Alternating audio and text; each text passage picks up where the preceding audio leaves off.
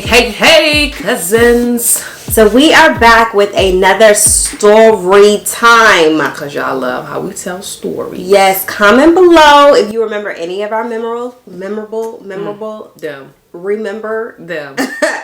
One of our. If you remember, comment. Yeah. And as always, if you like these videos, if you rock with us, please subscribe, like, comment, share. all of the above. Go ahead, tag us in anything that you're sharing of us so we can repost and shout y'all out and all that good stuff. It's a two-way street.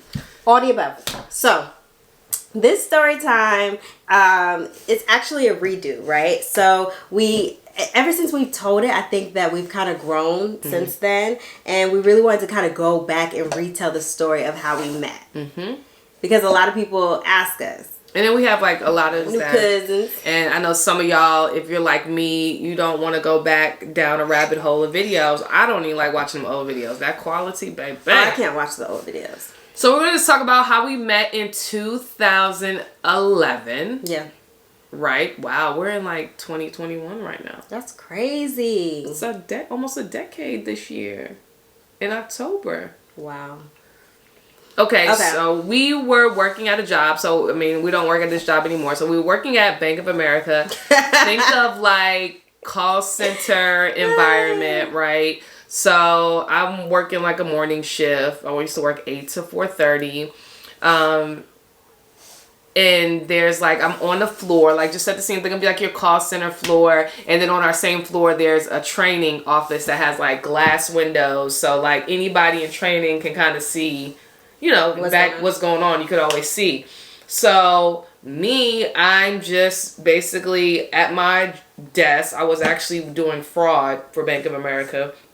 And one of the trainers, her name is Jasmine. We love her. Amazing friend. She's the reason that this happened. So she comes up to me and she's like, Q, I need are you able to do a side by side? And I really didn't want to. Like, if y'all know, like, nobody wants to do a side by side for this reason. Watch this video.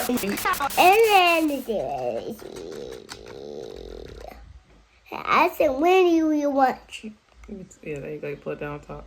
Now you're born and you're gone and you're going to the beach and you're all around. Sorry. It's okay.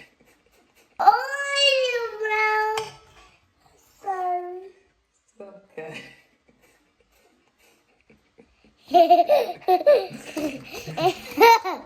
And I did.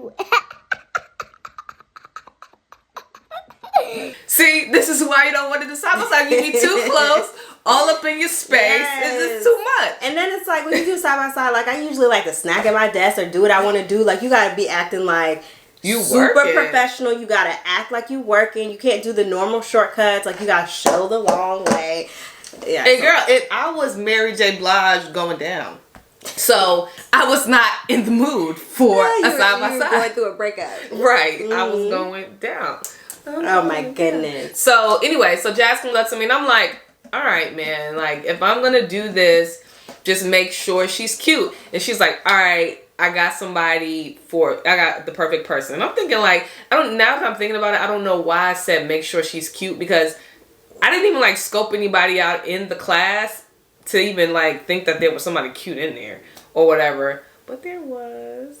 But anyway, so Jamil comes down, like she has like a weave in or whatever, and this big bag. I feel like you had like a big bag and these work flats and a blouse. Why do you call all my shoes work flats? Oh my god. They were like these black shoes and they like were flat and they scrunch up around the top of the foot. They're ballet flats. Yes, yeah. Okay.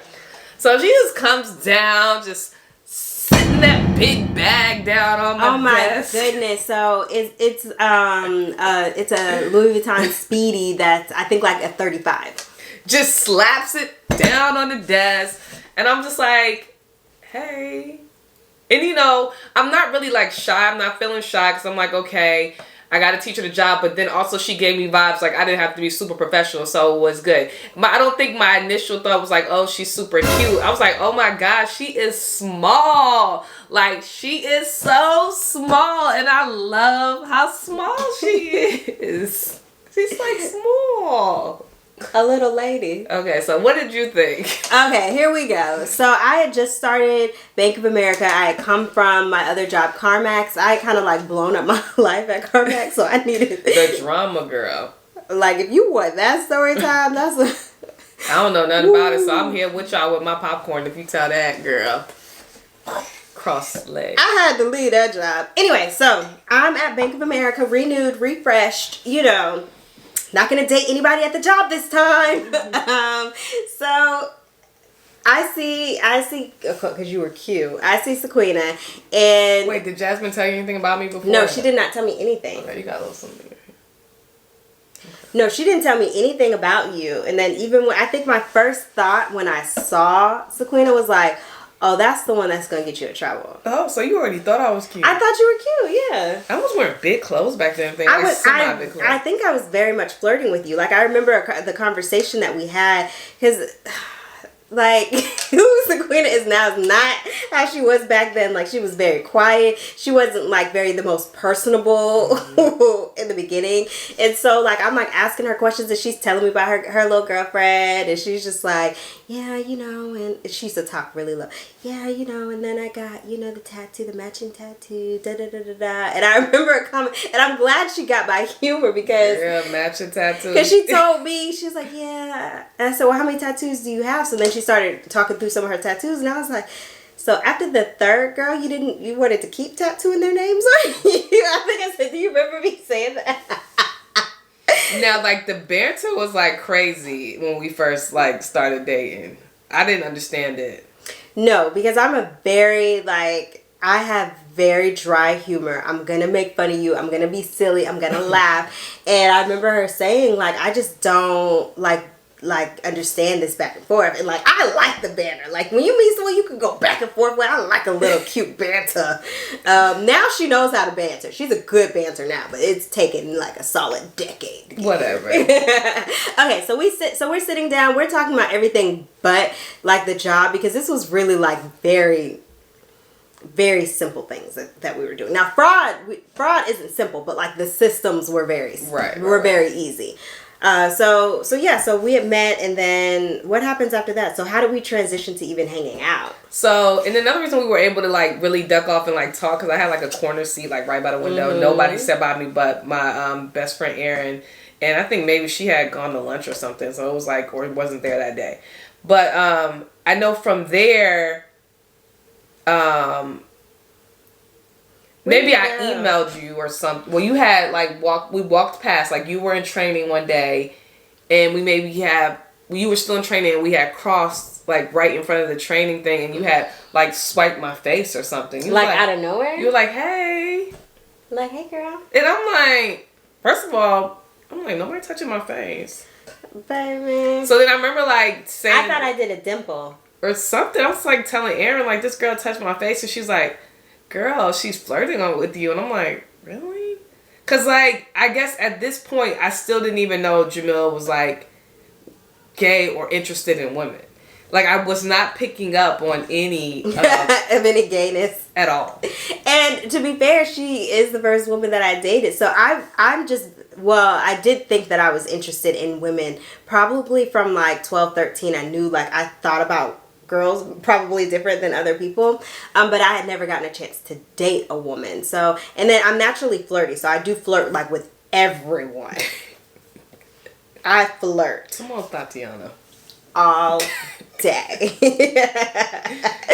So I think, like, I had then shot you an email like, hey, if on the work email, I was like, hey, if you ever want to hang out or get our nails done or something, just let me know. Here's my phone number. So had you ever told Jasmine that or anything?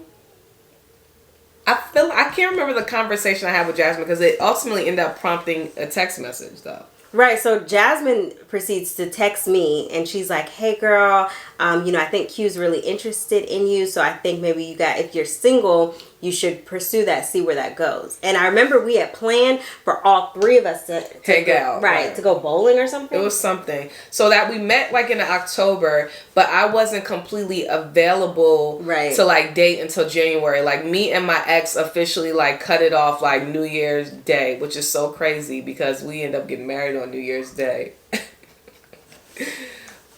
But because I remember like that New Year of coming into 2012, I was like, Happy New Year, Mighty Mouse. Because I had started calling her Mighty Mouse because the banter was so much. It was like, girl, why you I so got that big, deep energy. Why you so aggressive, baby girl? All day. Tone it down. All day. So yeah, so we're all, so then fast forward to maybe this is like this is January, because the first time we actually went out was on Pop's birthday. Right. So we're supposed to all go out, and for some reason Jasmine can't go, and then you call me. I think you call me to cancel plans because you're just like very sad. Right. And then we end up spending like hours on the phone. Like 3 hours on the phone.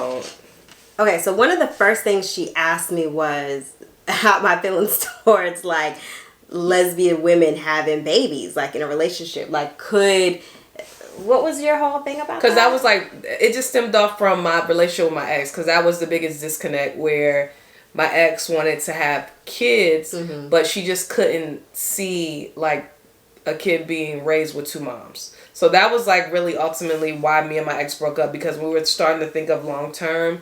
She couldn't get the lesbian thing full term, like all that. Right, so we're like on the phone all day talking, and then I think maybe either you or I say like, hey, at this point let's just You said that, yeah. Because I'm very forward. I was just like, hey, like we've been talking on the phone, let's just like meet up and hang out.